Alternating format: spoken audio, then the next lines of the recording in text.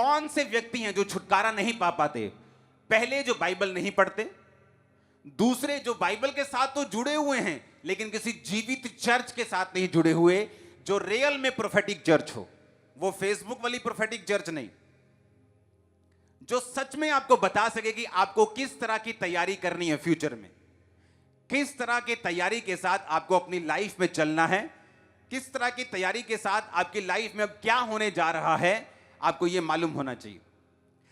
अब जब एक व्यक्ति को छुटकारा चाहिए, चाहे वो फाइनेंस में हो, उसके शरीर की सेहत में हो, स्पिरिचुअली हो, दुष्ट आत्मा से हो, नशों से हो, वो आत्मिक हो, शारीरिक हो, फाइनेंशियल का हो, परिवार का हो, वो किसी भी चीज का हो, उसे ये चीज अपने ध्यान में रखनी है पहला कि क्या मैं बाइबल के साथ जुड़ा हुआ हूं कि नहीं। क्योंकि वचन कहता है कि तेरा वचन मेरे पांवों के लिए दीपक और मेरे मार्ग के लिए उजाला है। यानी मेरा रास्ता अगर जिस रास्ते में उजाला नहीं होगा, चाहे आप दुनिया के बेस्ट देश में चले जाओ, अगर वहां उजाला नहीं है तो आप ठोकर खाओगे।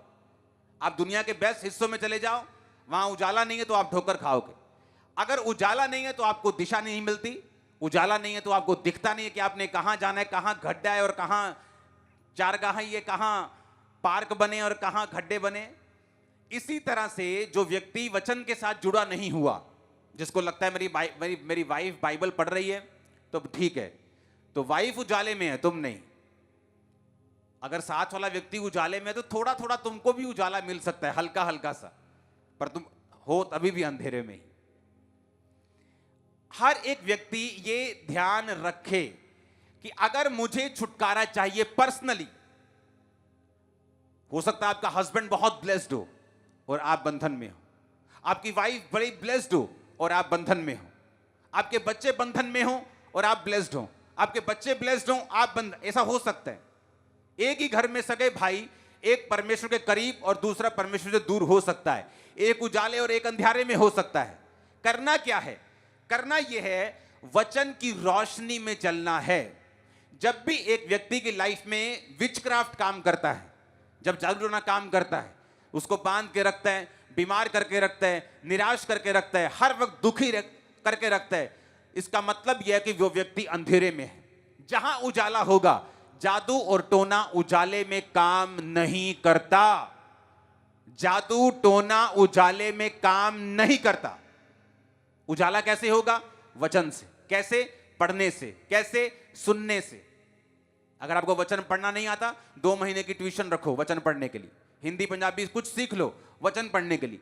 क्योंकि बाइबल कहती है तेरा वचन मेरे पांव के लिए दीपक, मेरे मार्ग के लिए उजाला है।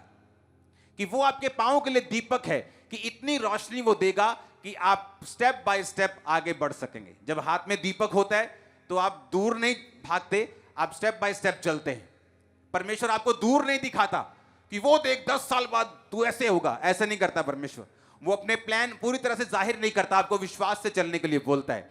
और कई बार क्या होता है, आपको जस्ट अगला स्टेप मालूम होता है कि मुझे अगला स्टेप क्या है। खुदावंद इतना ही गाइड करता है, अगला स्टेप चर्च में जा, फास्टिंग कर, मेहनत कर, जस्ट अगला स्टेप, अगला स्टेप, अगला स्टेप, अगला स्टेप।